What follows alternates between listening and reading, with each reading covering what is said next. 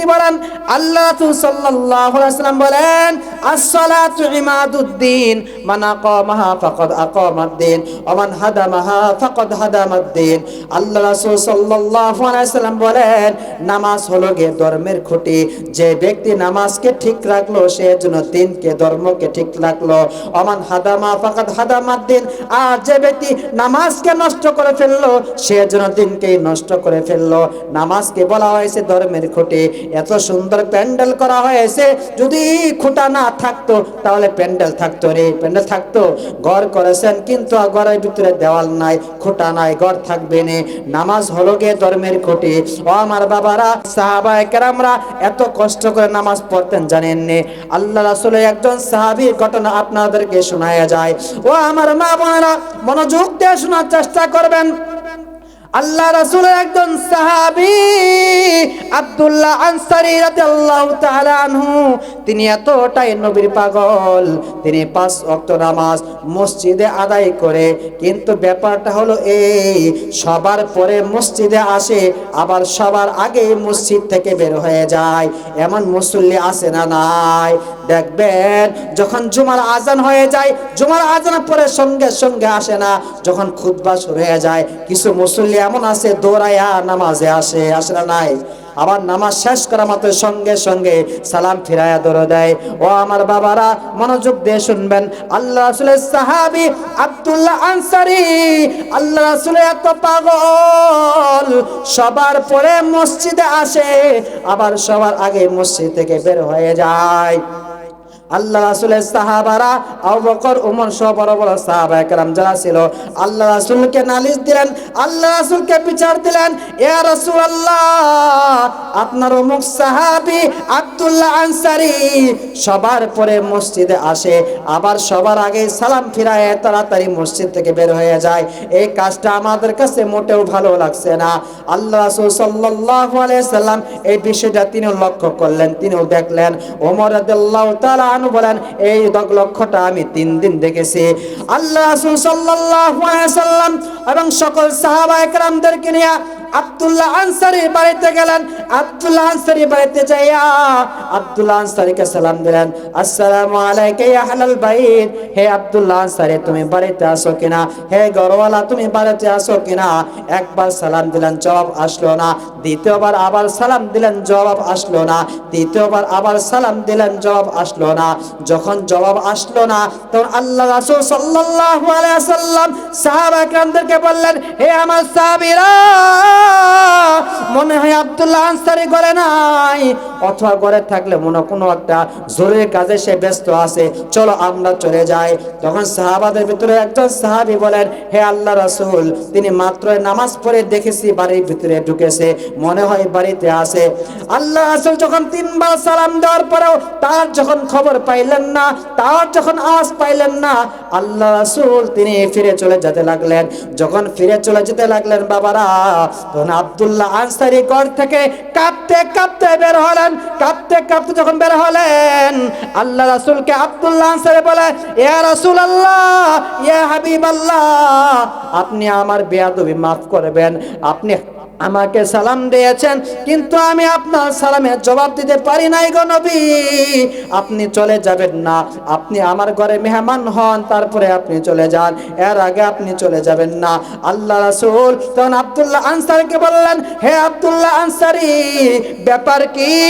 সাহাবায়ে কেরামরা আমার কাছে অভিযোগ দিয়েছে তুমি নাকি সবার পরে মসজিদে যাও, আবার সবার আগে মসজিদ থেকে বের হয়ে আসো, এর কারণটা কি জানতে চায়।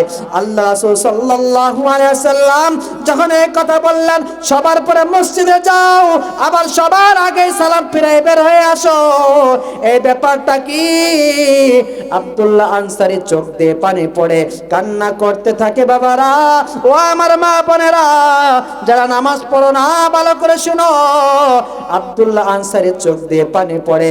আব্দুল্লাহ আনসারী সংক্ষেপে বলে দিতেছি, আব্দুল্লাহ আনসারী তখন আল্লাহ রাসূলকে বলে, ইয়া রাসূলুল্লাহ, ইয়া হাবিবাল্লাহ, আমি সবার পরে মসজিদে যাই, আবার সবার আগে মসজিদ থেকে বের হয়ে আসি, কিসে কেন জানেন?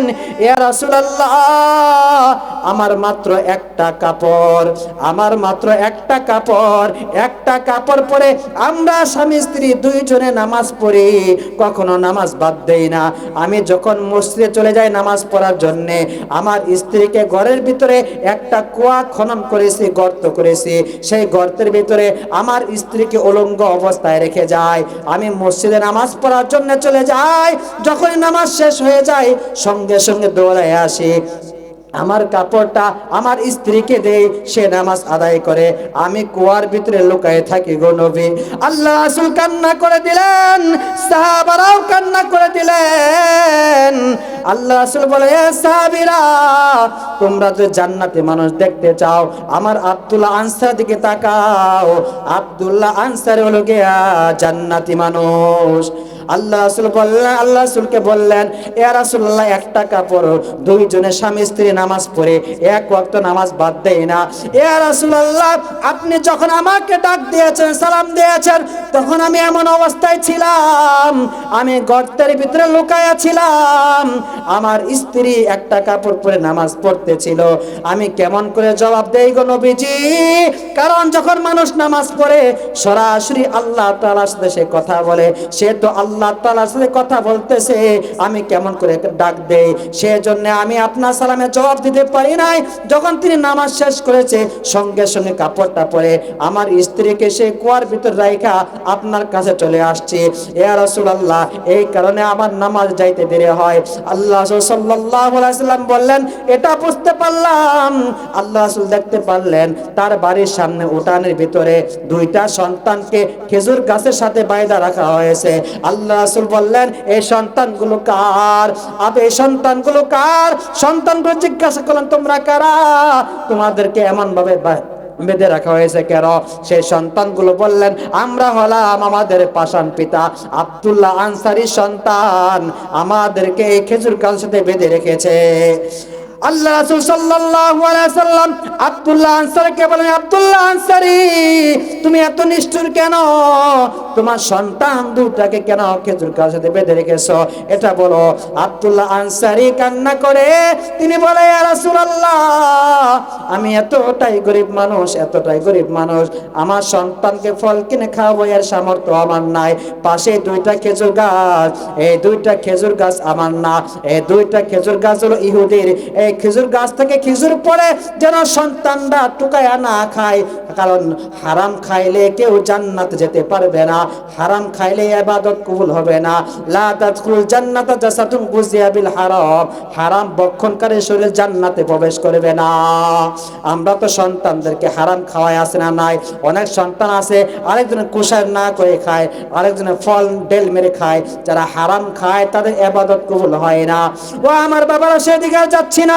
আল্লাহ রাসূল যখন বললেন, যখন সাহাবী বললেন, এই দুইটা খেজুর গাছ ইহুদির সন্তানকে আমি বেঁধে রাখছি যেন এই খেজুর খেতে না পারে, কারণ খেজুর গাছটা আমার না। আল্লাহ রাসূল বললেন, হে সাহাবীরা, কে আসো, এই দুইটা খেজুর গাছ কিনে দেবা। আল্লাহ রাসূলের সাহাবী উসমান রাদিয়াল্লাহু তাআলা আনহু তখন বললেন, ইয়া রাসূলুল্লাহ, আমি এই খেজুর দুইটা গাছ আব্দুল্লাহ আনসারী কিনে হাদিয়া দিতে চাই। তখন উসমান রাদিয়াল্লাহু তাআলা আনহু সেই ইহুদির বাড়িতে গেলেন, যায় বললেন, এই খেজুর দুইটা গাছ বিক্রি করবানি? সেই ইহুদি বললেন, আমি দুইটা খেজুর গাছ বিক্রি করতে পারি যদি বেশি লাভ পাই। কি বেশি লাভ চাও? তখন সেই ইহুদি বলে, এই দুইটা খেজুর গাছের বিনিময়ে যদি তুমি আমাকে 100 খেজুর গাছ দাও, তাহলে এই দুইটা তোমার কাছে বিক্রি করব। তখন ওসমান বলেন, 100 কে তুমি যদি 1000 গাছও চাইতা আমি দিয়ে দিতাম, কারণ আল্লাহ রাসূল আমাকে বলেছেন। আল্লাহ রাসূল সাল্লাল্লাহু আলাইহি সাল্লামকে দুইটা খেজুর গাছ আইনা দিলেন। আল্লাহ রাসূল সেই আব্দুল্লাহ আনসারীকে হাদিয়া দিয়ে দিলেন। এবং ওসমান বলেন, হে আব্দুল্লাহ আনসারী, তোমাকে আর এই খেজুর গাছের সন্তানকে বেঁধে রাখতে হবে না, তুমি এই খেজুর গাছ থেকে খেজুর খাইতে পারবে।